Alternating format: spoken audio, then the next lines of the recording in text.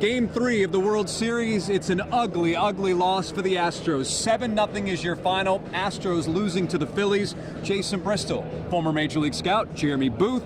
Jeremy, we talked so much leading into this game about Lance McCullers starting this game. You were not a fan of it at the start for a number of reasons, and it was very clear right off the bat that McCullers either did not have it or the Phillies were expecting what he was throwing.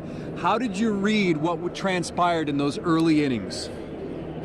You know, sometimes you say something, you talk about something so much that, like, when it actually happens, like, there's not a whole lot left you know what to really do with. This is one of those nights, but I'm going to do my best for you to find the words. Not just for me, all those people out there. Yeah, you as a global statement I got you. Lance McCullers never should have pitched tonight. We talked about this on Saturday. It should have been Christian Javier. He's their third best. Why? Well, it's about 79 reasons, but we'll start with the top two, is that if this series extends, even as pivotal as Game 3 is, you have to have one of your best arms in Game 6 and 7. Now, you're going to get Valdez in Game 6. I take Fromber right now over anybody on the staff as far as like closing a game out or a series if I want to get a win.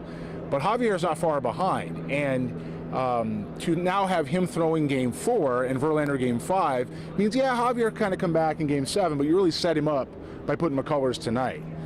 That's not a good scenario for the Astros should he get that far. Lance McCullers is probably their fifth starter at this point, and he's a bulk innings guy, which means he comes in behind, eats up one time through the lineup. Maybe it's a huge long man if you have to, but he doesn't have the 97, 98 in the tank anymore. He doesn't have the extra sharp breaking ball in the tank anymore. He's got to be command reliant, which means you have to be able to feel the baseball. You have to be able to execute. You have to be able to get guys uncomfortable. And from the very start, the Philadelphia Phillies tonight did exactly what the New York Yankees did. And any other team he's faced in a damp environment, is that they saw it well, they waited, they were not bothered by the 92-93, which nobody since 1975 has been concerned about 92 miles an hour fastballs. And they were on the breaking ball. Now there's some stuff out there that I'm just going to get out of the way, and that's about. Right. Well, let me set it up. You want to set this up, because I want to get rid of this one now. There's a number of people out there on Twitter, social media, saying or claiming that Lance McCullers was tipping his pitches. We saw the video during the broadcast of Alex Bohm, Bryce Harper discussing something before Bohm comes to bat, and then Bohm goes deep. There is this idea that Lance McCullers was tipping his pitches, some sort of tell that the batter will know what's coming to him. Jeremy, why don't you describe what people were sharing and then what you actually believe could have happened? Well, I'll start this way. Every time something happens with a pitcher in this type of environment, World Series or whatever, we're looking for a reason besides the fact that he just didn't execute. We're always looking for some kind of, this tip, that tip. He was tipping. He wasn't the right guy to pitch tonight. He didn't have his stuff, which we talked about ad nauseum. Now, the tell that somebody put on Twitter was a legitimate movement, but it was in his knees and his hip. You don't have time to see that, look down at somebody's knees and hip as a hitter. It's imagine like I'm looking at you in the face, and then also I look down at your shoes. Like, I don't have that much time to find the ball again and release point. Now, what Lance did have was he had a tempo problem. He was very slow. He was very methodical because he didn't have his feel of the baseball. He didn't have his good stuff.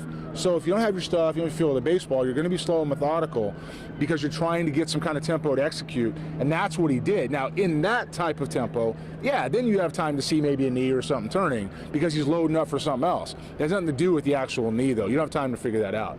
So there's people running around with that on Twitter, but the reality is Lance McCullers had two good innings, the fourth and the fifth, which prompted Dusty Baker, by the way, by his own admission, to leave him back out there for the third time through the lineup. But the fourth and the fifth, if anybody else was noticing while they're so busy focused on this knee, what you saw out of Lance McCullers was carving. He carved the Phillies right up in those two innings. Why? Got the ball back on the mound, got the ball back on the mound, got the ball back on the mound, finished his pitches, had some intent because he finally had some rhythm going, and he carved through them.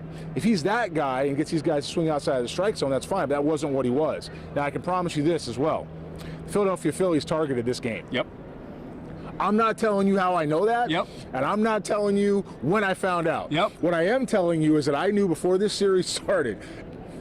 well before this series started, that the Philadelphia Phillies were targeting Lance McCullers. If you get one on Verlander, you get it. If you get one on Valdez, fine, you get it. But you're not expecting that. You don't want to take out 1 and 2. You got to get 1 out of those 3 games. You need to go get 3, 4, and 5. So they were going to try to get Javier, bearing down on him. And they were definitely bearing down on Lance McCullers. This is one they thought they could get, and this is why. So Lance McCullers, again, the 3rd inning, 2 strikeouts and a ground out. He threw 11 pitches in that inning. The 4th inning, he threw 10 pitches, a ground out to start, a fly out, and then another ground out. And then the bottom fell out in the 5th. So it was 3 and 4 he did well. 3 and 4. Yeah, those first 2 innings, they took forever. In all, Lance McCullers, 4 1/3, 6 hits, 7 runs, 7 earned runs, 5 strikeouts, 1 walk, 5 home runs. Those 5 home runs, as I tweeted and likely was mentioned on the broadcast, the most home runs ever allowed by one pitcher in a single World Series game. The previous record was 4, set by 3 other men, including 2 of those, which happened in the 1930s. The other was, I believe, a pitcher named Dick Hughes in 1967. So 4 was the previous record, and now you're sitting at 5. Oops. You know, we see some things, and sometimes people get upset. Yeah. As some of the analysis is thrown out there. Let me say this. I'm here. We're breaking down what's going on. Yeah. We're not trying to pick a side here, so to speak, and say, hey, this decision happened, so it's the right one. We're trying to tell you what's happening with the game. Because there's many people that would say, oh, you're so negative about the Astros. You're so negative. You have to have hope, but that's not your job. Well, you come from the lens of the scouting world. But I actually also said it's the best team in baseball, and the trophy runs for Houston, and the window's back open. When you're going to be fair and you're going to be direct, you talk about how talented the team is, you talk about the strengths. This very simply was a mistake by the Astros throwing Lance McCullers tonight. I said it on Saturday, I said it on Sunday, I said it on Monday, and I said it today. And while you get to this point, you have to be in a situation where now you've lined everybody up. You don't have a choice. You got to roll with it. But Christian Javier should have thrown tonight. Now, interestingly, they did throw somebody tonight, actually 2 guys. 2 guys. But one person tonight, who I'm glad they remember, was on the roster. And Ryan Stanek came in very unhappy and absolutely blew. And he did really well. He's got a big arm, around the strike zone. You don't know if he was unhappy. I saw a look on his face yesterday, and he's a professional, and he'll never complain, but he wants the baseball. No competitor doesn't want the baseball, and he wanted the baseball, and he got it tonight, and I'm glad to see that he was in a situation where he could throw some quality pitches, and hopefully they don't forget that the best ERA in Astros history in the bullpen is down there wanting the rock. Ryan Stanek came in the 5th, struck out Real Muto, Bryce Harper. 2 strikeouts right there. Those guys any good? Yeah, they're okay. So let me ask you this. I'm just going to put it right out there, Jeremy. Did the Astros lose this series the way they planned for Game 3? Have they lost this series? They haven't lost the series, but they certainly put themselves in a hole. Again, it's not just about Game 3. What it felt like they're doing is planning to get out to Game 7. Just take a snapshot of what you saw tonight. That's what you're doing in Game 7. Does anybody here feel comfortable about running that out there at the start of Game 7? I'm going to take you back to 2019 again, sticking with a plan that was a little myopic, and Will Harris running out there every night. Every night. Cost him a World Series. Last year, it can be argued that Christian Javier, who obviously you assumed he could do as a starter, which the Astros knew was a starter, and last year was a long reliever, needed to start innings, came in Atlanta, turned the inning, turned the game around, and possibly cost the series. Right? We get into Game 6, Atlanta gets momentum, and here's what it is. Now, that's not happening here. You're going to have Javier tomorrow night. Javier's going to even this thing up. Okay, I believe in my heart Chris Javier's going to come out. He's going to pitch in this environment, no fear. The relievers that Dusty was using, the 1 or 2 guys who's using every night are backed up behind him. They're fresh. They can get out there. And you got Urquidy and Stanek in the ball game, which can come in Game 5 behind Verlander, because this time Verlander's going to have a shorter leash. I promise you that. If he gets through 4 innings and it's like it was the first time, he's not going to get the 5th. You're going to need Urquidy and Stanek, along with the guys you're going to might have to throw tomorrow night besides Javier. Then you get into Valdez, and if you can get that far, if you get to Game 6 or get home with a 3-2 win, Valdez is going to get Game 6, and then you go into Game 7. And if you manage your pen right, you've got Urquidy and Stanek and Presley and Neris and Garcia and Montero all lined up behind McCullers, or even Javier if he has to, who's throwing Game 4, and all hands are on deck, and it doesn't matter. So no, the series isn't over yet. They just made it a lot tougher on themselves. Checking some of the comments here on Facebook. Rudy says, and Rudy, thanks for watching again.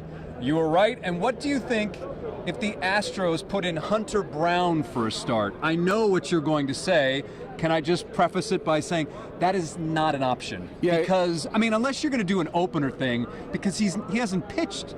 He's not stretched out to go 4, 5, 6 innings. He could probably do 3 max. Hunter Brown for me this postseason is a one-inning guy, and the reason why is because he hasn't done this before.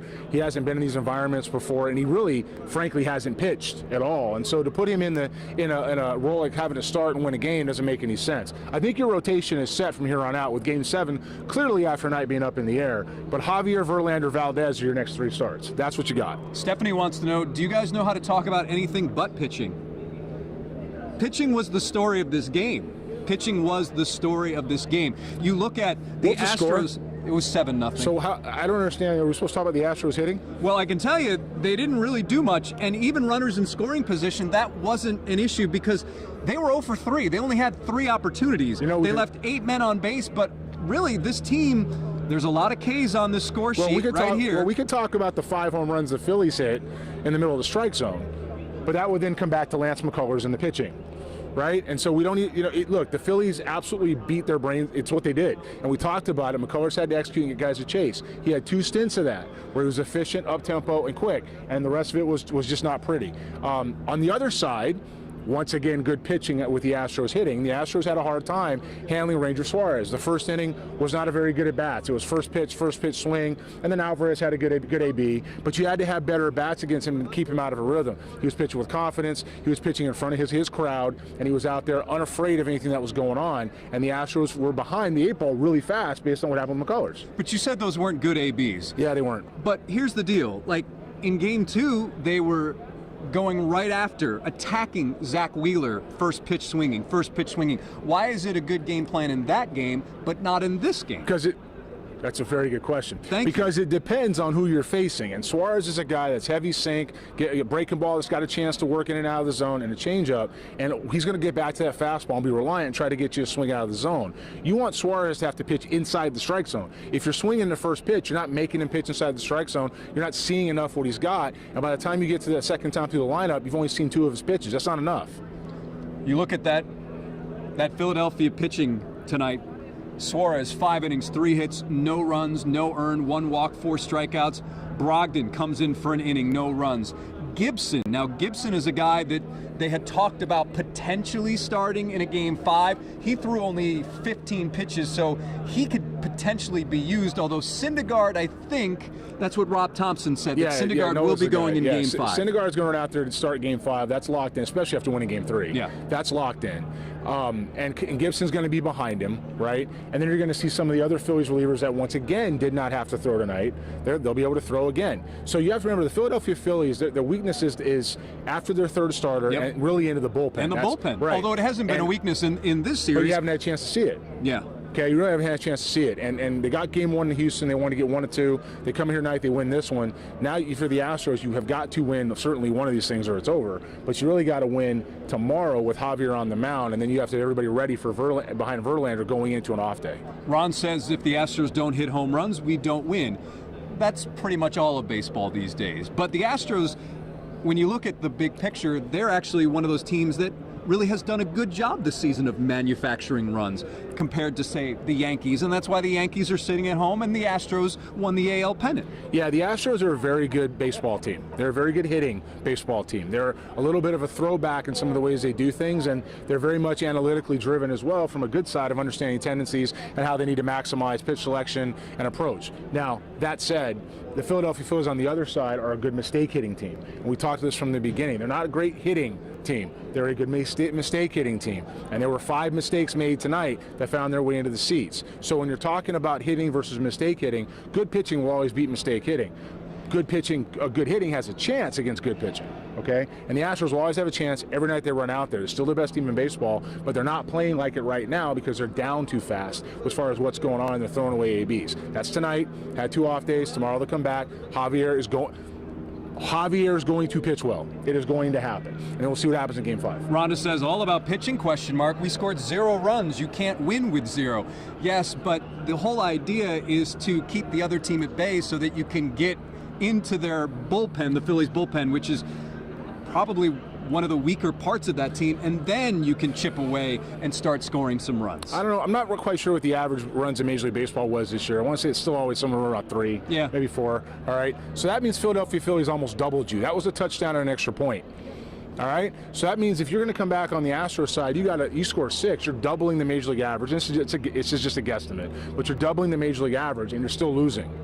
You've got to keep these guys. And Dusty even said, "Oh, I'm going with Lance. Keep the ball in the ballpark." No. You know, and so if that's happening, it doesn't matter what you do, especially when you're down that fast. You're playing defense as a hitter right from the beginning. When you look at this Astros lineup, David Hensley was inserted, his first start in a World Series game. 1 for 3. He did have that single in the second. And here's another thing. The Astros did have, I don't want to call them rallies, but maybe they did get some traffic on the bases, but the problem was each time they did, Jeremy, it was with 2 outs. You look at the second inning, 2 quick outs, and then Yuli singles, and then Hensley singles, and then in the 5th inning, you had 2 outs, Chaz walks, Maldonado singles, and then Jose pops out to first base. So it's hard to do much damage with 2 outs. Typically, it can be done. I'm not saying it can't be, but it's hard to do it when you have 2 outs.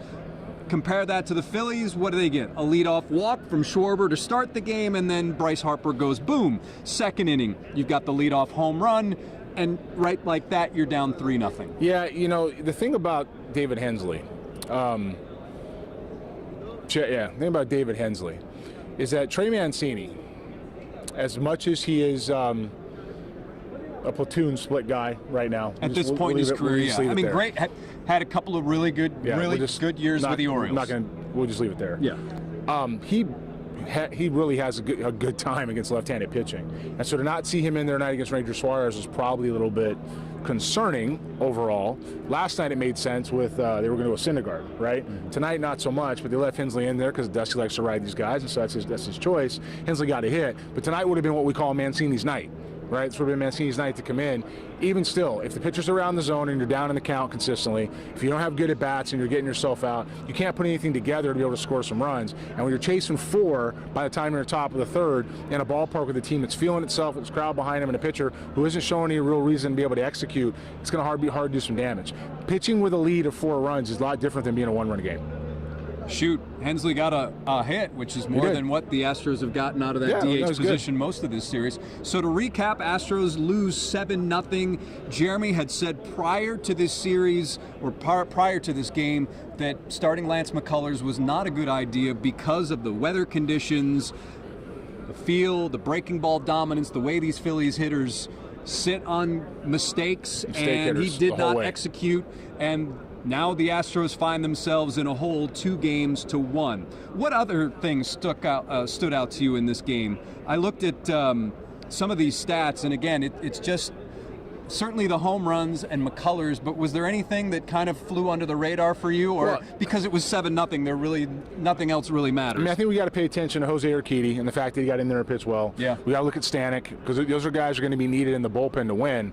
And again, the Astros, just by losing tonight, doesn't mean they lost the series. Does it make it tougher? Sure. Does the pitching alignment was that ideal? Absolutely not. But tomorrow you're back with Javier, and then you have an off day after Verlander pitches in Game 5, no matter what. So you have guys like Stanek who can come back. You have guys like all the relievers didn't throw tonight. You have enough to hit them consistently, run on top of it, and keep these guys off balance, make them uncomfortable.